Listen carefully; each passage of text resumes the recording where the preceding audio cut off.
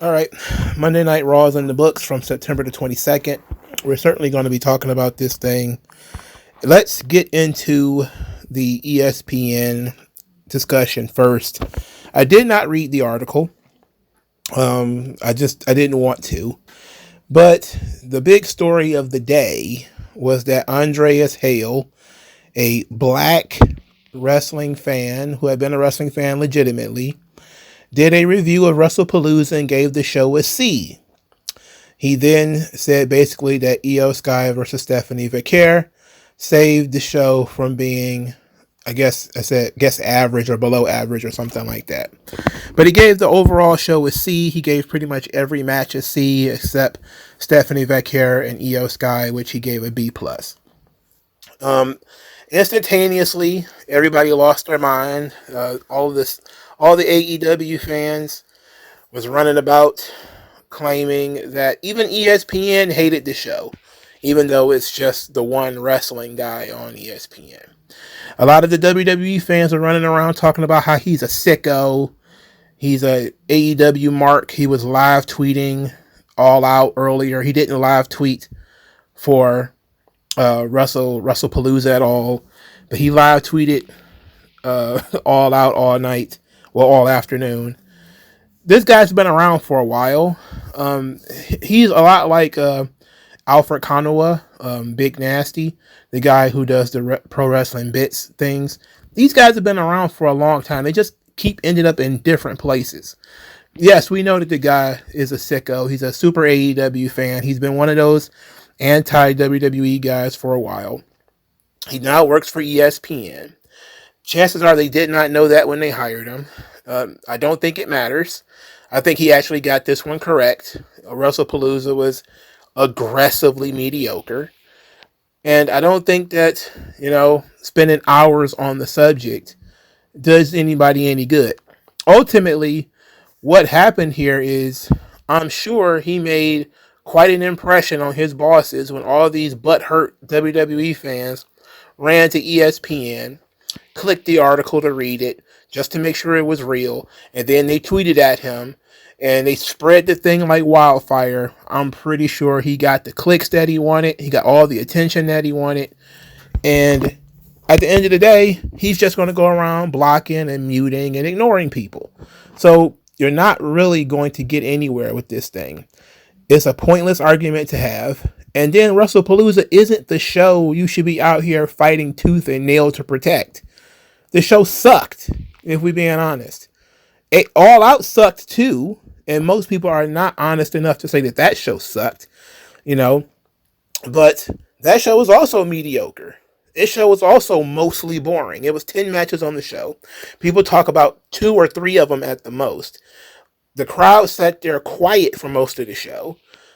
It is what it is.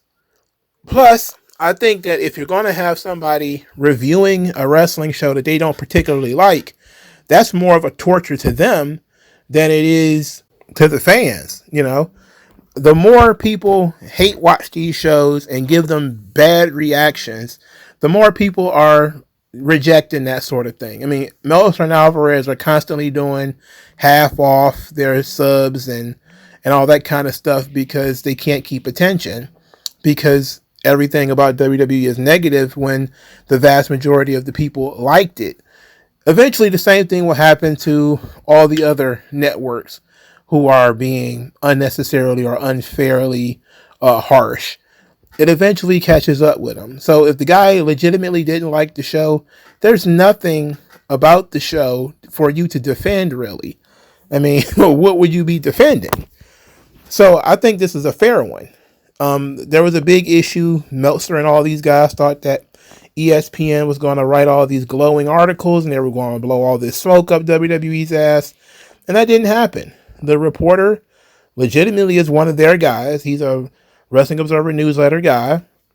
He's been hanging around for several years now. I think he used to work for Fightful. I'm not sure. I don't want to put that out there. But, he's been around for a long time. And he is not going to be a pro WWE guy. And it's not going to affect his career at all, because the same thing's going to happen when he reviews Crown Jewel. because it's pretty much going to be the same format. It's going to be the same thing. He's going to give the show a C plus or a B minus or something like that, and people are going to flip again. And nobody's still going to care because it doesn't matter at the end of the day. The WWE does not care about drop kicked. They don't care about cage match. They don't care about stars in the Wrestling Observer newsletter.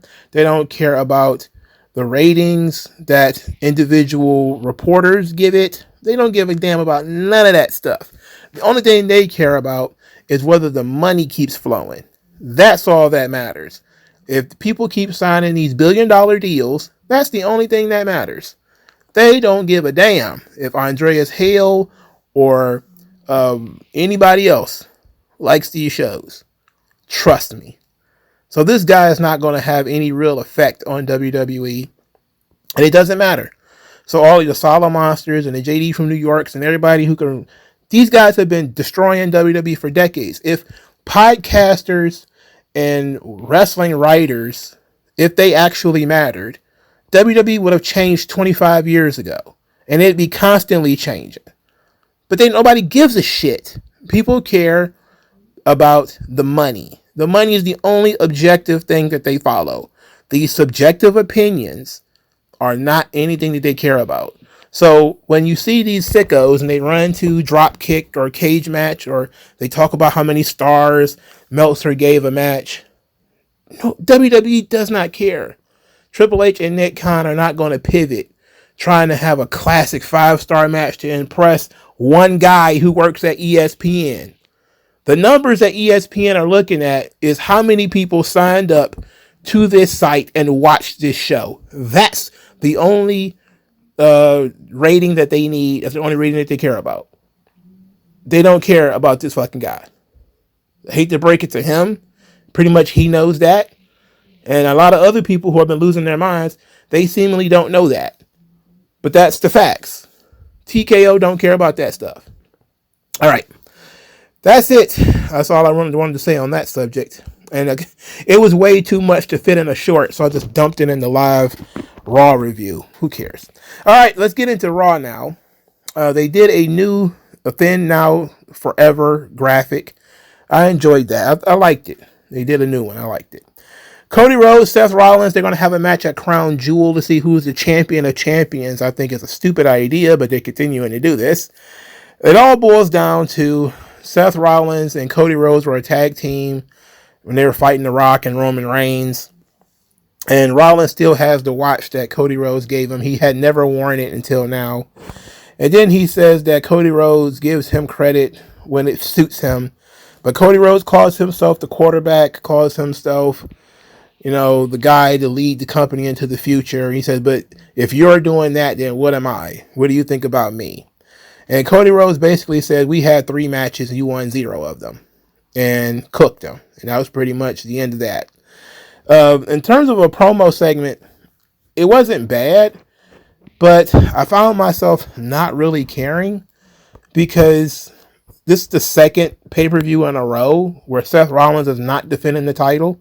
And thus, there is no number 1 contender. They're not even talking about a number 1 contender. They're not even inching towards a number 1 contender. CM Punk just vanished into, what? He's gone now. It's not, hey, my wife beat your wife now. I'm going to finish the job and get my title back. No, it's immediately he's booked with Cody now. This is the match. There's no conversation about how either one of them could lose the belt before now because it's 3 weeks away. So it's like, okay, but now you're not going to force Seth Rollins, who hasn't defended the title in forever, to defend the belt? At no point he just gets 2 free pay-per-views without defending the title? Cody, how is he so sure Drew McIntyre is not going to have a problem with this, not going to demand a rematch and maybe even get it? Or because there's no creative to this. It's, well, this is our plan. We're going to go with this. All right, no swerves. No angles, nothing. I mean, we've seen this match 100 times now. These guys just told us that Rhodes has never lost to Seth Rollins. Of course, that's the setup, the layup to Rollins actually winning this match. But whatever, dog. Let's just move on. All right, so Jimmy Uso wants a rematch with the Bronze. They're going to get it next week, which I rolled my eyes at because I had to sit through that match once already. And now you're going to tell me they're going to do it again. I've seen every incarnation of that match, and now I have to watch it again. Jey Uso, however, wanted to fight LA Knight, and then he blamed LA Knight for the loss, saying that the Vision would have ended LA Knight if Jimmy hadn't gotten in the way. So Jimmy is frustrated about Jey not listening. Jey is pacing and all of a sudden Jimmy runs into Cody and tells Cody, "Oh, Jey not listening to me. You should go talk to him." Cody gets a pep talk, gives a pep talk to Jey, but it's not in any way dramatic. It doesn't lead to anything. LA Knight makes a joke about Jey Uso bopping himself in the head, said, "Don't body yourself," which is excellent. Great diss record by Nas, by the way. And then we get the match where Jey Uso defeats LA Knight because this needed to happen. This is one of those situations where everybody said that Jey Uso had a concussion and that he was knocked unconscious at WrestlePalooza, and he ended up wrestling this match. So clearly no concussion. He probably did. Well, and I have to correct myself. He hit Braun Breaker in the back with the chair, and it bounced off and hit him in the face, which is, again, a laughable amount of ineptitude by Jey Uso. In any event, Jey Uso won this match because LA Knight, you thought he was a winner? He's a loser. He's a loser. Big, fat loser. He was winning the match, and then the Bronze showed up. So then he attacked the Bronze, walked right into a spear and an Uso splash, and he was pinned. At this point, Jey Uso just walks off and leaves the Bronze to kill LA Knight. Jimmy Uso comes out. He wants to go help LA Knight. Jey is like, "I ain't doing that." So Jimmy grabs a chair, goes in there. Paul Heyman calls the Bronze back, and that's pretty much it. So LA Knight, man, he must have pinched Stephanie's booty or something. Something bad to have happened to this guy. There's just no way he's being treated like this. And I know he's got to be gritting his teeth. If he wasn't 40 some odd years old, he probably would have walked out by now. If I was him, I'd at least be considering it. You know, like it took him a long time to get to WWE, man. He's going to have to tough it out. But the amount of disrespect this guy is taking, as over as he is. And look, I criticized him in the short for being kind of a... He is an Attitude Era nostalgia act. I mean, it is what it is. And I think that there needs to be more layers to the character. But overall, the amount of the glass ceiling that he's hit, there's really no excuse for it. You know, even if you want to say, well, he's not a great worker. Compared to Jey Uso? And then sometimes that doesn't matter.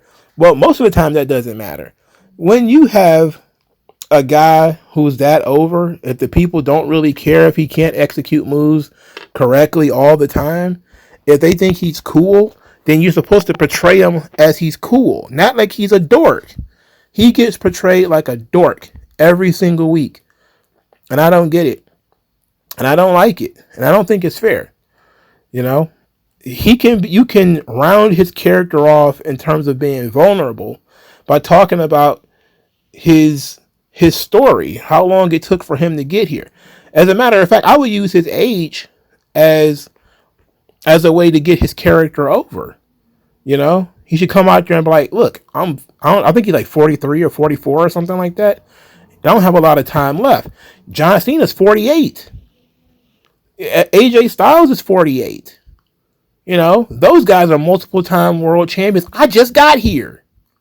You know, like that should be a part of and he could do it in the LA Knight way where, you know, he kind of it's not saying it like, "Woe is me," but like, it took me a long time, but yada, yada, yada, you know, I'm ready for the shot. He don't have time to be sitting around skulking around in the mid card. Who the fuck decides to start pushing somebody when they're 44 years old anyway? Except Triple H. No other booker would have taken a guy at 44 and just decided, okay, well, now we're going to keep you in the mid card forever. Usually at that point in time, if you're not already a star, you are a journeyman.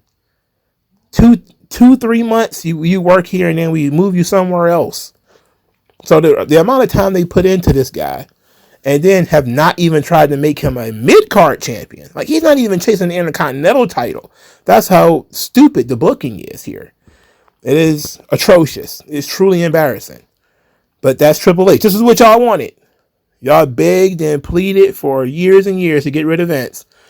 You're going to have to take this one. This is suppository. This is what you asked for. Next, the New Day and Grayson Waller are defeated by the Viking Raiders and Penta in a 6-man tag, no disqualification match. Actually a fun concept. And Penta wins with a Canadian Destroyer off the second rope, which somehow was still safer than that pile driver that Hang Person Page gave to Kyle Fletcher at I'm about to say WrestlePalooza at AEW All Out. But it's a bunch of broken tables and nobody cares, man. The Viking Raiders suck ass. Who gives a shit? Dominic Mysterio wants help from the Judgment Day, but they won't give it. In fact, they throw El Grande Americano in his face. But Dominic says El Grande Americano is in Mexico. So they're refusing to help him. Both Finn Balor and JD McDonagh. Then Roxanne Perez, she shamed JD McDonagh into helping him. And only to find out that he's going to have a match with Rusev on this show. Okay. So at this point, they did the placards in between the matches, and I see that JD McDonagh is a tag team champion. Where's the tag team division on Raw? What's the tag team division? You can't even see. Look, I hate to keep doing. I've been doing this for a year now. Every time Triple H makes a misstep, I'd be like, Vince, you would have done, but he literally would have thrown two people together just to have a tag team by now. You know? You wouldn't have let the tag team championships just go dormant. This is the second month. I had to ask my brother, like, when did they win the belts? He said they won them in July. They've defended them one time since. Are you serious? Like, this is ridiculous. Like, they're not defending any championships on TV. Nothing. They're not defending the world title, the mid-card belts. They ain't defending fuck all anything. These matches are just thrown together. They're not building number one contenders. They're not feuding. Guys are not hurt. There's nothing happening. It's just flatlined.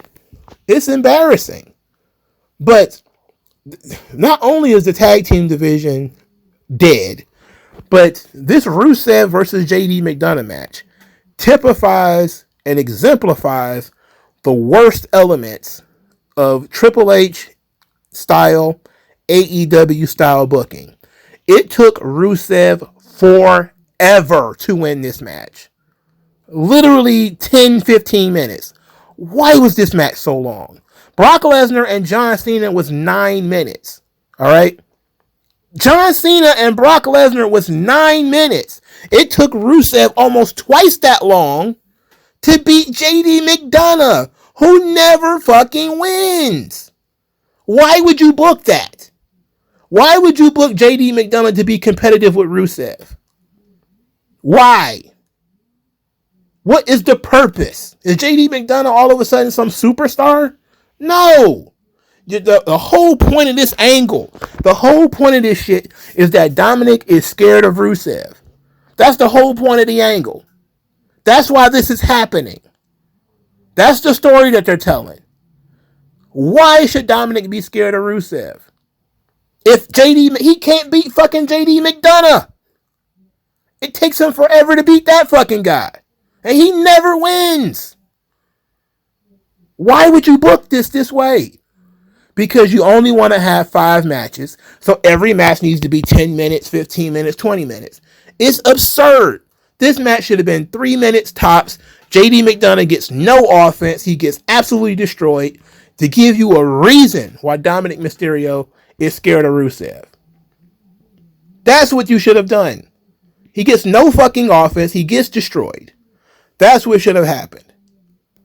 Then you could do the rest of this stuff and it'd have been just fine. But doing the rest of this on top of him not being able to beat JD McDonagh is ridiculous. So after he eventually beats JD McDonagh, who is apparently the Iron Man of WWE, Dominic Mysterio hesitates to jump in the ring and stop the Accolade. At this point, Finn Balor jumps in there to attack Rusev and clotheslines him over the top rope. Then Dominic stands next to Finn Balor to prevent Rusev from getting back in the ring. At this point, Finn Balor starts yelling at Dominic about helping JD McDonagh, which he says, oh yeah, I was gonna, but then you jumped in, and the whole point of the angle is that he's scared of Rusev. That's the whole point of the angle. Why not showcase that Rusev is worth being scared of? I don't get it, man. It don't matter. Bayley is happy-go-lucky. Complete change of personality from last week. She asked Lyra Valkyria to be in her corner, and Lyra Valkyria was trepidatious about it, but she ended up taking it. Bayley had no memory of yelling at Lyra, no memory, calling her an idiot, all that kind of stuff. She had no memory of that. So Bayley had a match with Roxanne Perez. It was pretty lengthy because Roxanne Perez matches tend to be lengthy. Again, this is the kind of stuff that AEW does. This is the Daniel Garcia, Wheeler Yuta shit. These guys never win. Roxanne Perez never wins, but they hang in there forever. So whenever you see them come out there, just be ready to not pay attention for 10 minutes or more. Because, hey, stars beating people who never fucking win, well, that doesn't happen on wrestling anymore. It only happens if you're Brock Lesnar. Everybody else has to fight tooth and nail for every fucking body. This 50-50 booking is absolutely stupid. Anyway, Bayley eventually wins. After this, Lyra Valkyria jumped in the ring. She gave Bayley a hug. Bayley then shoved her down and called her an idiot, said don't touch her. She needs to stay out of her business. So the mixed messages that Lyra is getting here, and Bayley's character going from pole to pole, which is exactly bipolar disorder, which I find to be extremely interesting, given that AJ Lee is a character on the show. I don't know if she's still a character on the show. I assume she is. I don't know. But like I said last week, I'm going to give a wide berth to Auntie Pam. I'm going to give her some space to do her thing because I like her. Bird Girl still being tied to Pam since February. It is what... I'm not even going to say... That's all I'm going to say. This has been going on since February. They were a tag team, then they weren't. They were wrestling each other, then they aren't. Now they're friends again, but they're not. This is stupid. This is ridiculous. Stories never end. I mean, for God's sake, how long has New Day and the Viking Raiders been feuding? Think about that. I think this was the tag team championship match at WrestleMania, and here it is September, and they're still in each other's orbit because there's no other tag teams. And New Day literally floated around for weeks and weeks and weeks and weeks because one of the Viking Raiders was hurt or sick or sleepy. This is Triple H. This is what you asked for. You asked for this. You asked for this. Now there's just people just hanging around in perpetuity forever. Feuds never end.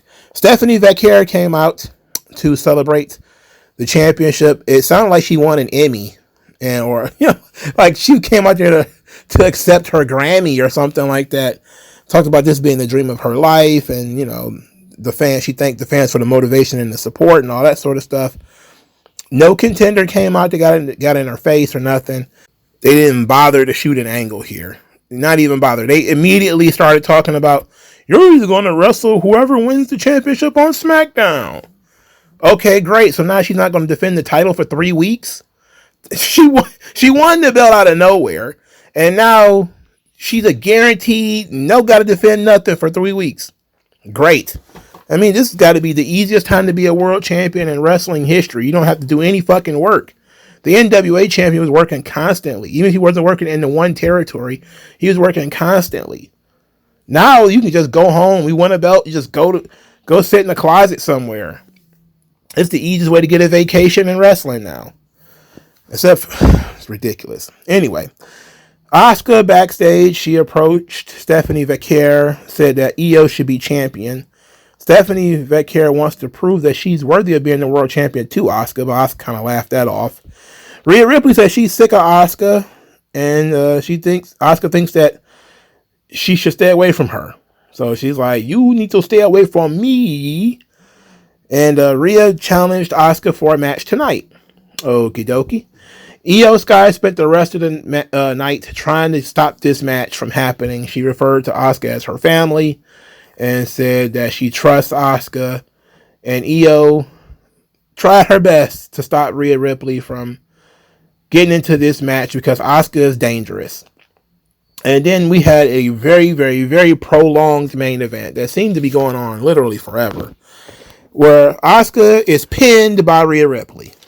So we go through all this story of Asuka being built up as the badass who was bullying all the other girls, and she gets pinned by Rhea Ripley. It was about a small package, so it wasn't like she got riptide and, stacked and poked in the butt like all the other women. But she still lost. How is this building Asuka? She lost to Rhea Ripley clean. This makes no sense, especially when considering you're going to do the thing that they're about to do, which is they had Asuka spit the mist in Rhea Ripley's face. And then she coerced Kairi into helping her beat up Rhea Ripley. Didn't get the reaction that it should have. But, okay, I like this. Kairi has been submissive for a while, and she says that, Asuka's her big sister and all this sort of stuff. So she's listening to Asuka. So Io runs down there, and she tries to stop this chicanery. This has to stop. And Asuka spinning back fist to Io. Then she tells Kairi to get Io. And eventually she does. And they beat up Io too. And I thought this was good as well. The crowd was... it didn't get over like it should have. But this was a good angle. I just wished Asuka had not lost. This angle would have been so much... See, look, the whole point of this thing, right, is that Asuka told Io she better not lose. Okay, Io lost, right? There should have been consequences for that. That's why Asuka should have beat up Io, because she embarrassed her. She lost when she told Asuka she was going to win, and she lost. How does that make Asuka look good if Io says she was going to win and she lost, and then Asuka stands up and says Io should have won that match, and then Rhea Ripley's like, you're nothing, I can beat you, and then does, and now Asuka has no legs to stand on. She can't say, well, you're a loser, Io. I don't want to be around losers or whatever, because you're a loser too. You lost too. Now what? Let's move on. There's got to be something else here for me to talk about. This show is absolutely absurd. It was better than WrestlePalooza, that's for sure. But it's still an absolutely absurd show. Absolutely absurd. This is stupid. I mean, I understand you can't have a night full of disqualifications. And I'm not saying LA Knight should have gotten disqualified and then turn around and Asuka should have gotten disqualified. I'm saying that if specifically Asuka's story was about Io losing and not listening to her, she should have at least gotten disqualified. That's all I'm going to say. Now, Becky Lynch, she was backstage muttering to herself out loud. So she was ranting about the Usos, LA Knight, Cody Rhodes, and a bunch of other people. And then she says that, all of these people trying to take what they built. She was talking to her husband. And she says she's going to go and make an example. And nothing happened. That was the first and only time we saw Becky Lynch all night. There was no they didn't touch on what happened at WrestlePalooza or nothing. AJ Lee didn't show up with her gay shoes. She was wearing gay shoes. You think I didn't notice that? That she had a rainbow at the bottom of her shoes? I noticed that, by the way. I didn't mention it, but I noticed it. You can't sneak nothing by me. But her performance was so bad that the shoes wasn't even all that important. If her performance was good, I probably would have mentioned the shoes a lot earlier. But her wearing LGBT Converse or whatever was a joke. Anyway, no doubt they're probably going to pull a Becky Lynch, AJ Lee thing, but there's questions about whether AJ is going to continue. I'm pretty sure there's questions about that. We'll see. They did another vignette for Los Americanos. Now they haven't named the other two guys yet in El Grande Americanos, but now it's a trio. They did a video that was AI, and people got mad because it was AI. These companies are cheap. Of course, they're going to use AI if they can. I don't know what more to tell you. But they basically just added them to the backstory, saying that they were a relic of the past, and now they're stronger than ever, and nature is healing. This is the dominion of El Grande Americano. AJ Styles is pissed off. He wants to fight these guys, and so does Dragon Lee. I mean, Adam Pearce is like, which two do you want to fight? And they're like, what the hell are you talking about? Just pick two of them and let's fight them. All right, that's Raw in a nutshell. Look, it was better than WrestlePalooza simply because, hey, we got Io versus Asuka, which was a fantastic match between the two girls. The finish was bullshit, with Asuka losing, but storyline elements building up throughout the night and the concluding angle, that was all very well done. So I know it sounded like I was very against the show. I actually enjoyed this show a lot more than I enjoyed the pay-per-view. The pacing was a little bit better. So I appreciated that. The one thing that was irredeemable for me was JD McDonagh and Rusev. That's a no-go for me. There's just no way Rusev's supposed to be some kind of destroyer, monster animal. He can't beat JD McDonagh.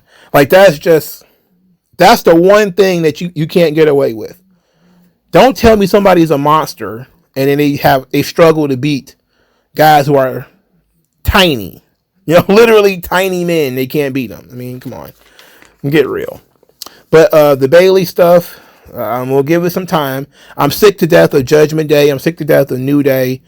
I'm not a fan of none of that stuff.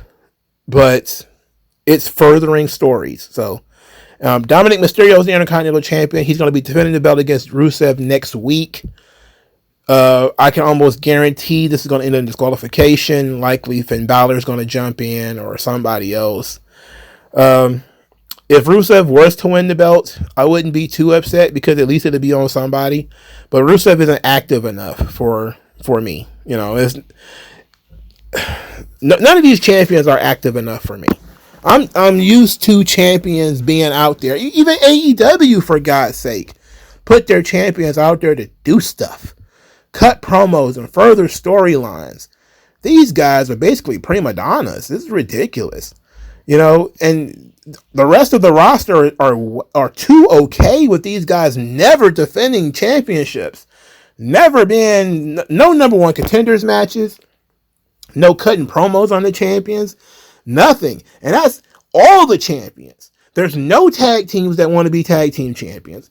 Only one person at a time wants to be Intercontinental Champion. This is absurd. Who writes like this? You have a roster full of guys. And you're pushing one guy at a time. Why? Why you can't push multiple guys for a championship? Yes, there's going to be bullshit matches in there. But that as moving the company forward, you have to eliminate challengers. That should be how this thing works. To get down to, a top contender. But, we're not doing that anymore. Now what we're doing is one guy says, I want to be champion. And then the champion runs away from him for 2 weeks. And then eventually they have the match. Oh, okay. Great. This is why I like NXT. Constantly people want to be champion in NXT, no matter what's happening. I mean, just look at what happened on NXT with Ricky Starks and Oba Femi. That match was booked for No Mercy. And they still had Trick Williams come out there and say, this not guaranteed. I want that title, and I'm going to get a shot before Ricky gets his shot. So now you're like, there's a chance Trick Williams could win. It's not likely, but it's a chance. They didn't even try to do that shit on Raw. They just completely ignored the rest of the whole roster. It's pathetic. All right. Thank you guys for your time. I'll talk to you guys later. All right. Peace. Yeah.